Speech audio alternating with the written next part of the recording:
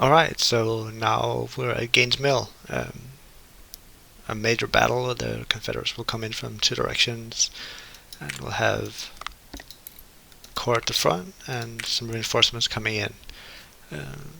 I looked ahead and molded my army according to how many troops I could have. So 20 at front, and up to 10 coming in as reinforcements.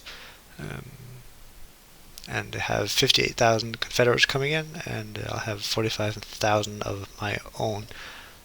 Alright, let's get started. And so they're coming in from here, and we're gonna hold the line.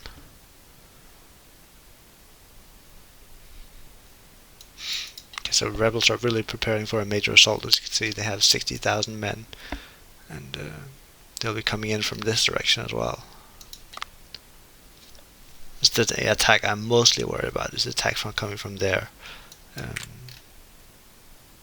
We'll see if I can handle it anyway, and we'll get our troops, the reinforcements from my second corps. The second corps is not very strong. Those are all rookies and do not have any combat experience. Okay, so the rebels are coming in this way, and we have men sort of hanging out here.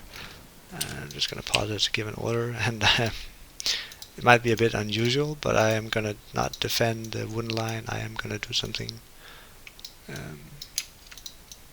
like this. If we can just select all these troops here.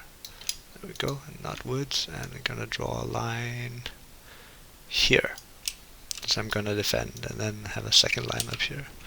The reason for this is I'm not a very big fan of the fortifications here. I don't find them to work all that well, which is a bit unfortunate, but yeah, then you can do this instead. The woods here actually provide better cover and firepower, slightly uphill here though, against the Confederates, so you'll see how that works out. If it does leave you even more exposed to the Confederates coming in from this flank, so you have to be aware of that if you attempt to use this strategy. I am going to have one brigade in cover here though, and probably Franklin up here just to have something to fall back on. And I'm going to have a 2-star brigade here and a 2-star brigade in the rear here as well to provide support in case the Confederates break through anywhere. And I'm going to keep my supplies safe. I brought 25,000 supplies in this, and 25,000 in the supplies coming in with my reinforcements. I'm going to put woods on hold at first, and also scales to not waste ammo. I think actually I'm going to have woods here instead at first. The Confederates coming in from here, and if there's a battery here in the middle, he can sort of provide support on in two directions rather than just having him on one hill. Then he can only support here. Alright, I was going to have him go here. Okay, so we're going to speed it up a bit until the Confederates actually get here, while our troops just move into position.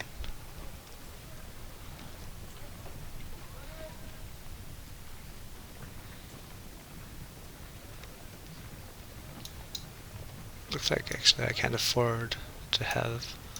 yeah, I'm going to have them here and just have Loomis occupy the fortification here.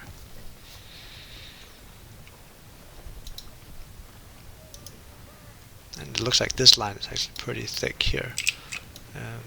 So I'm going to move Franklin in this direction to on the right flank.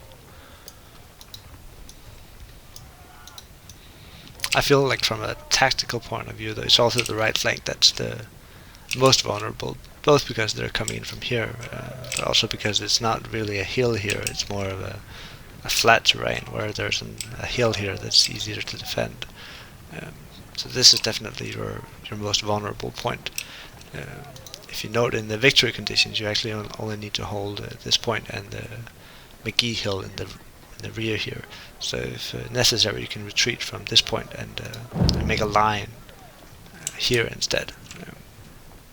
But you can see how the battle is gonna go for you, and make decisions based on that. Okay, and we're just speeding through the first moments here where the AI troops are coming in, and here we have the first ones. Gonna go back to normal speed then. Scale it's a little closer. giving him 22 parrot guns. Yeah, you can already see the benefit of the cover from down here.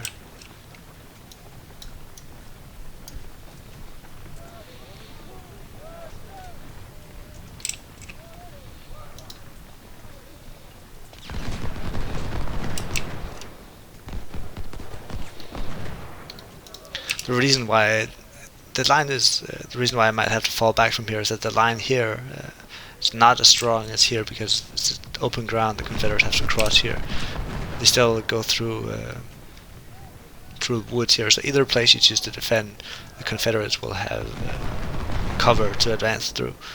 But at least this gives you sort of a buffer zone, a frontal, like a first line the Confederates have to cross. And we also don't have all our men here yet. We're gonna get 20 brigades and we only have 13 from the start.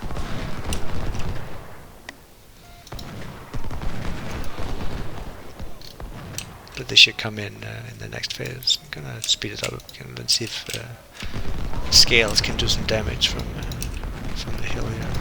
I'd rather have them shoot here. This guy's in cover. And it's simply a way for you to preserve ammo because the cannons use a lot, and where it's most important is to have the ammo in the brigades.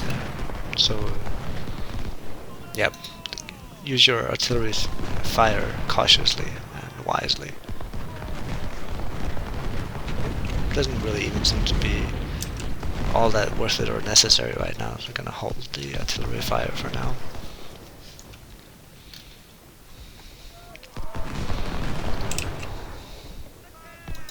Not much is happening, so I'm just gonna speed through this. I hope it's okay with you guys that I just speed through it because there really isn't that much to see right now, and yeah. So even though it looks a bit awkward and the whole fire is going off too fast, then yeah, that's how it goes.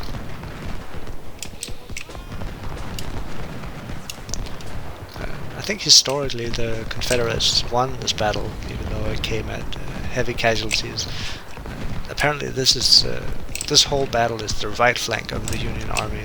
There's another flank across the river, maybe over here actually, and Lee was trying to destroy one part of the Union Army at once, or like so he could do it separately. We already had our first wounded. That hurts because the brigades lose their command and their efficiency, so they are not as good as they would be with the commander in charge. Who was the other one who lost their commander? There were two. Okay, I can't find him now.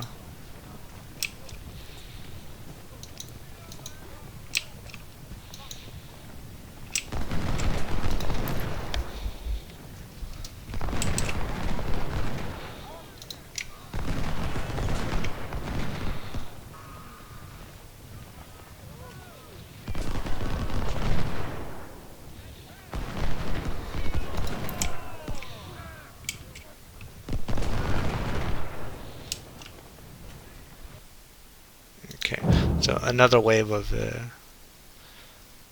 Confederates is coming in. They do attack in waves, and it's going to be like this when you attack as well. That your troops will come into waves, So don't overcommit your first troops. And it does say we received some cavalry reinforcements, but I have never seen them. But maybe that will be fixed in the future. And we're gonna have more troops coming in. The rest of our corps should be here very soon, and I'm just using the supplies to make sure these guys are topped off.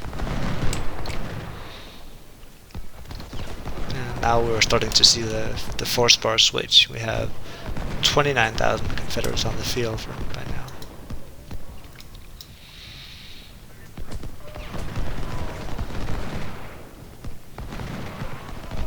This might be a slightly better position for scales for now, actually. It didn't feel like he was doing too much damage from there. I'm gonna try putting him up here instead. Once the Confederates start pushing here, which I think they will, then I'm gonna engage wood as well. But saving the supplies in the beginning is crucial, so make sure you have enough for later. speed up a little bit here as well. Not too much because I want to make sure I don't get overwhelmed.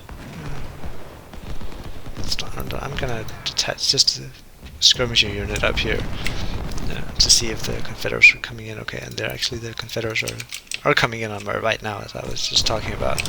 So here the attack might start being engaged here.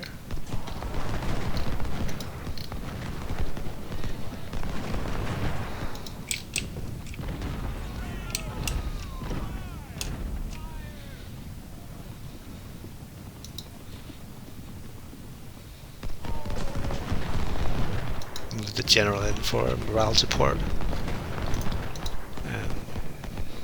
I'd like to have a replacement brigade for Walton in the fortifications here, but it doesn't really look like I can spare any of these men for now. I'm gonna wait for the reinforcements to come in.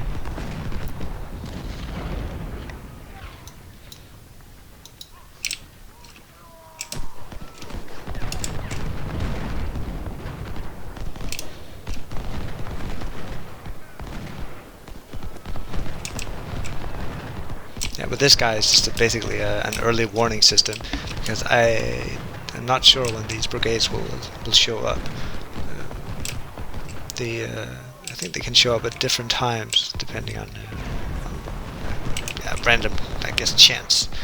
And sometimes I've found the air brigades just waiting up there. I was like, whoa, okay, and my line was completely open here, so I don't want to be surprised. Just always think ahead. Like, what's the worst the enemy could do to you? And right now, the worst would be if they showed up and just came storming through my lines here. Fall back just a bit here because the AI is building up pressure on my front, on my forward brigades here. Still be able to deal out some damage though.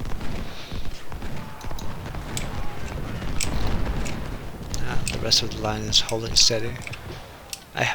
When I attacked, I actually never tried going this way around. I think it would be very difficult. My attack plan is usually to take this point, and then I swing brigades around this way and go through the woods here, and then capture McGee Hill. You only need this point and this point to win as well. So you can leave this point if you choose to, but it can be a bit tricky not to, because the AI will have heavy artillery fire pouring down on you and will pressure you. So yeah, it's up to you if you want to keep going and just take the AI off the map completely when you attempt attacking here.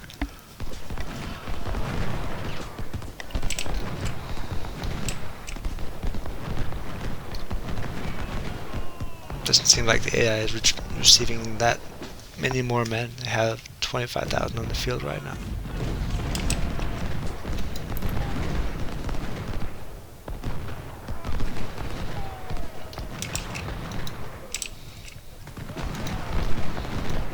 Gonna resupply this front.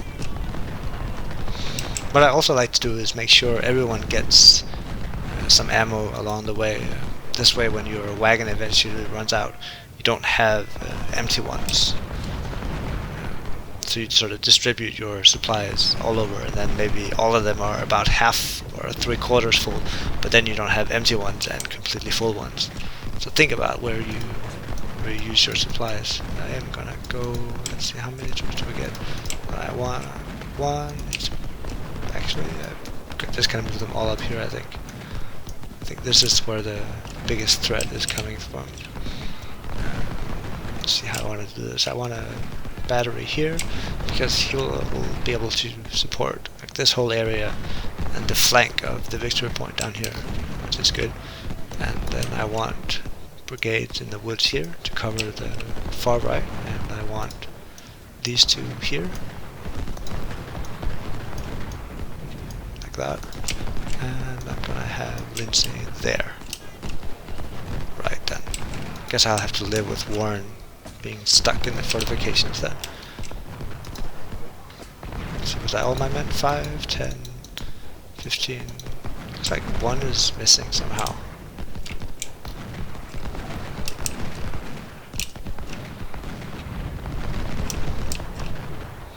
gonna report that.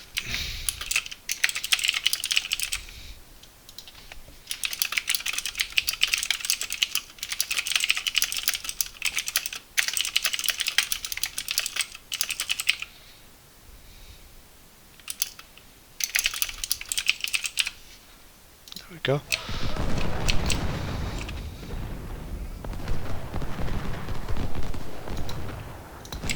Not that it matters that much, but it's still, I mean, I could have had that one brigade in my other corps then, and not have him left out of the battle.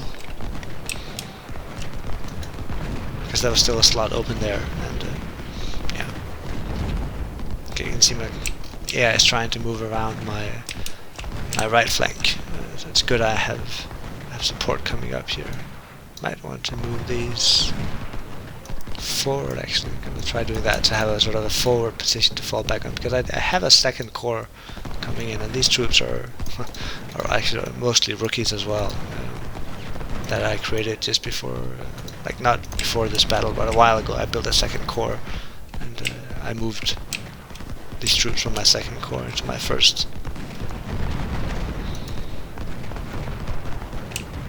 Okay, we're still holding it. You can see Woods is doing a good job here, supporting the point, doing quite a bit of damage. Let's see if Scales can get in on it as well.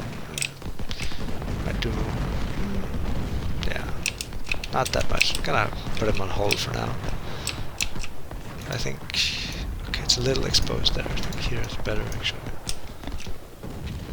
So we have a forward skirmishing line and then a forward position to sort of absorb the first blow of, I think it's AP Hill's Corps coming in this way, and then have a flank protector here in Lindsay, and the battery.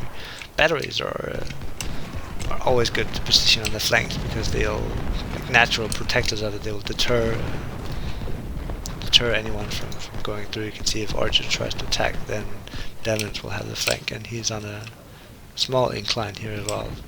So he has a good position here, lots of ground to shoot at, and difficult to get to because there are brigades supporting him. Yeah.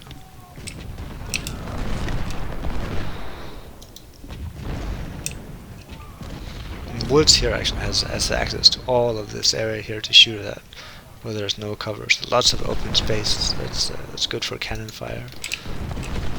These brigades are holding out quite nicely. They're doing okay. Walton, because he's not being shot at, he can get a good rate of fire and fortifications. So we might see him as a 3-star brigade after this battle if he keeps going. Okay, we need to supply these guys as well. About halfway through all the supplies, but about halfway through the battle, and another supply wagon coming in. So I think it's okay.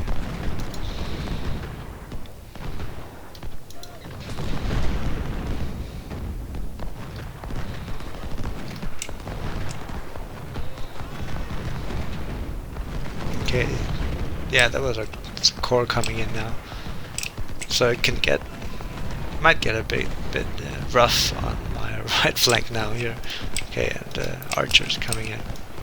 This is where we have the cannon support and everything here. So we need to hold this position here, and Franklin might be in trouble. I'm gonna bring Loomis this way actually, because this position is not under that heavy pressure right now, and don't want to lose the right already. Let's see if I can get at his. Okay, Franklin managed to do okay, and our cannons did exactly as they should. They attacked Archer when he charged in, so it's perfect. It's always thinking ahead. Where's your weak spots, and what can you do to counter it?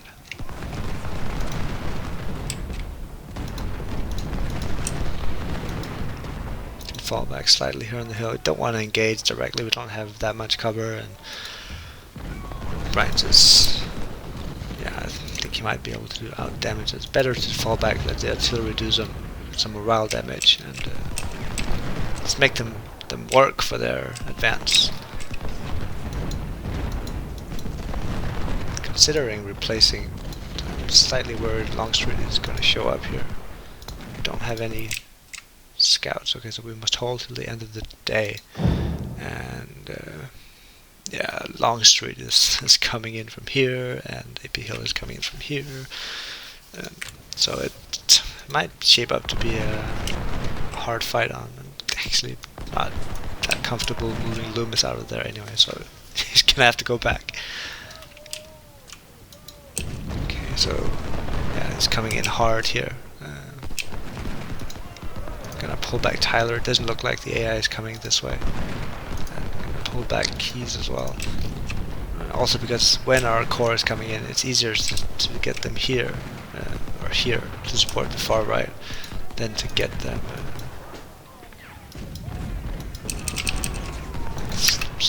Hold into fall back the brigades a bit. Because the AI is coming in over here. Distract a bit with the skirmishes here.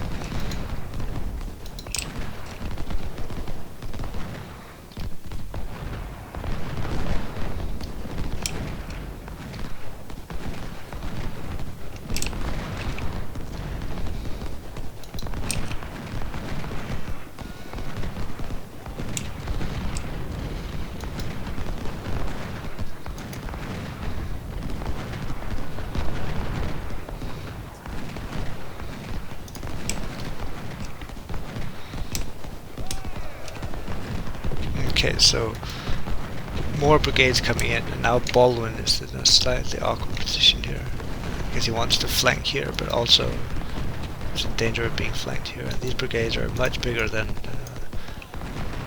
my own currently defending, so it's a good thing that I have now this second line here to defend.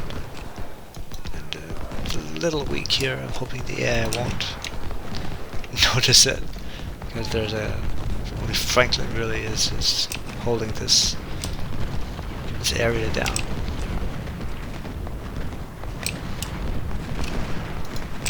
Keeping up the pressure anyway. Let's see how they're doing on supplies here.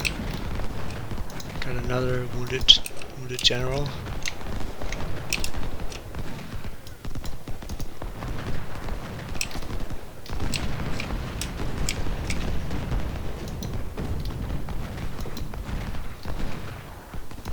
Of course the AI noticed that there's a gap here in the lines.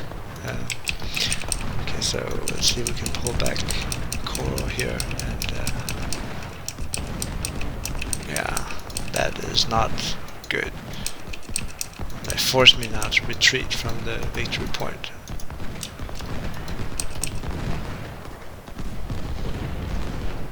Yeah, definitely gonna fall back from here.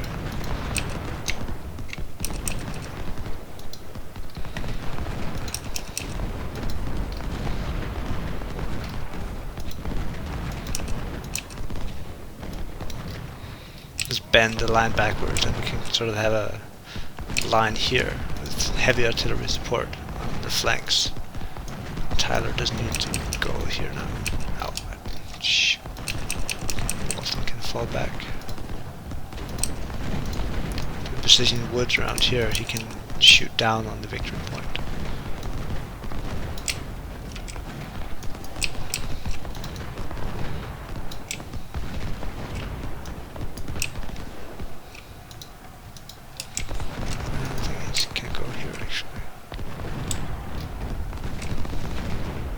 So Longstreet, yeah, he's attacking now here as well.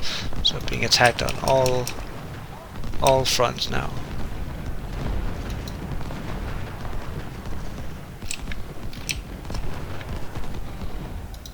Okay, another battery here. Gonna move him here too, just to be able to pour down fire, raining down on them everywhere.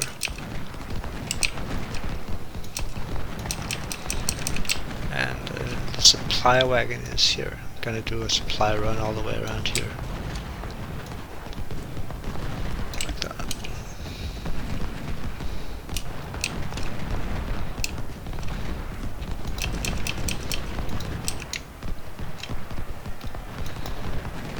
guy is shifting his attention to my divisions here.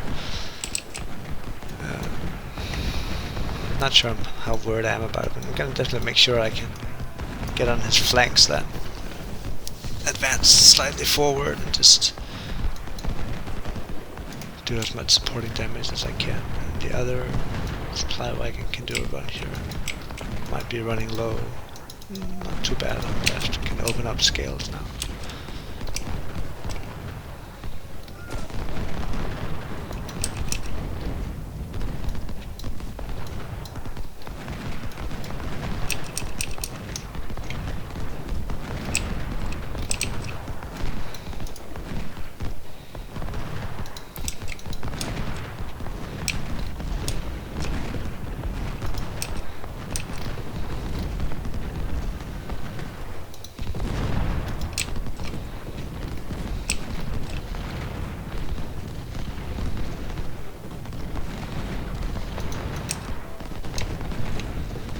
So Tyler is wounded up here. Yeah. So that 5 wounded generals now. It's gonna hurt to replace all of those. I don't have any colonels left even in the recruitment, so I can buy majors for them which are not as qualified to lead.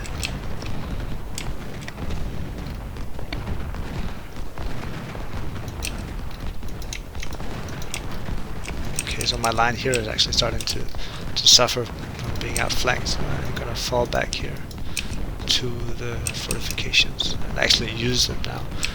And Grant actually needs to be over here. Can't lose this victory point or we'll lose the whole battle.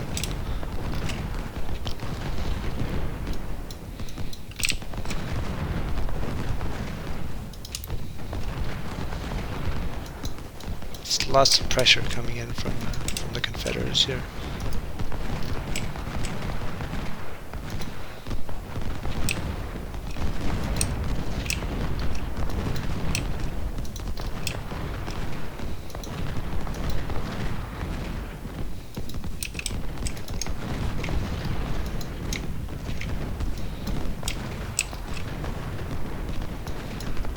I still feel this is a slightly vulnerable spot. Like this whole flank here.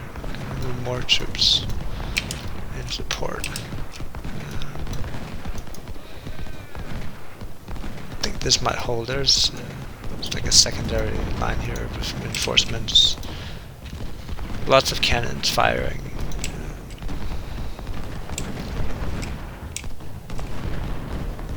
Yeah.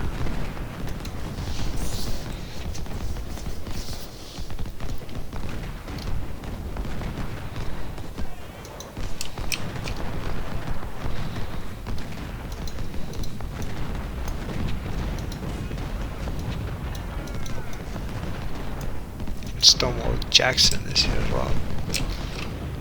Alright, then how many troops do they have? 39,000? So the numbers are about equal now.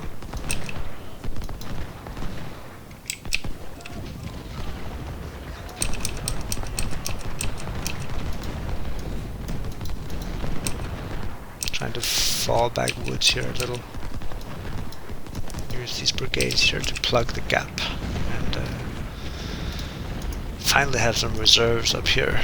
Loomis has not stepped into action at all yet, actually.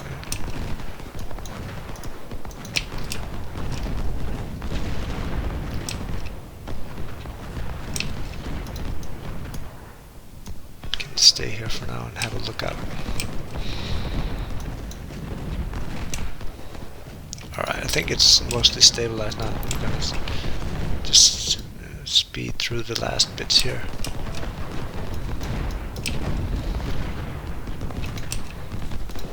Walton out of the front lines. He doesn't need to. Don't need the extra damage right now. Our brigades are doing fine on their own. Okay, so some attack is coming in over here. Again, counter it by moving in from the flanks, drawing them in.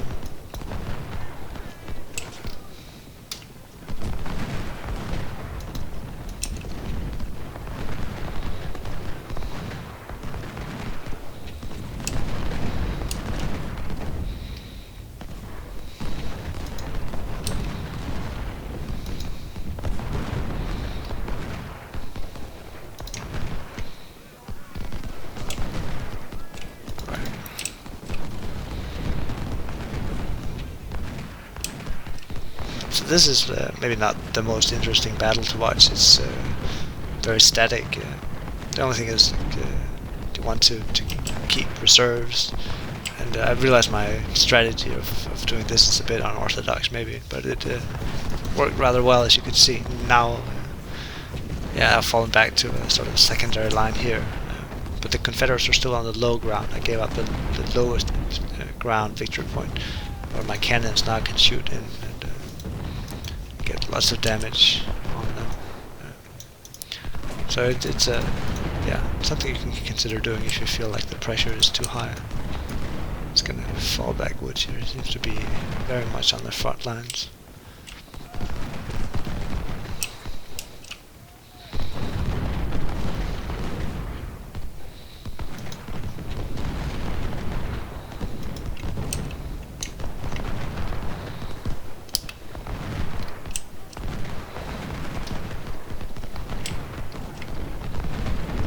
Okay, damn, 2 generals more wounded. This will weaken my army quite a bit for Malvern Hill coming up directly after this. So not too happy about that.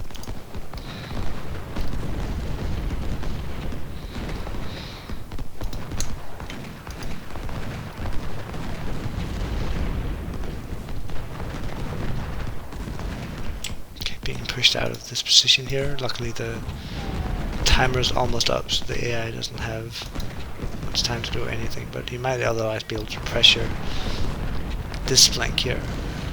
It's grown a bit weak over time. But anyways, the battle is over. So about 4-1 casualties, lots of kills from this guy, and 1, 2, 3, 4, 5, 6 wounded officers, none dead though. And a bunch of captured weapons. Okay, thank you for watching, and I'll see you in the next battle, which will be Malvern Hill.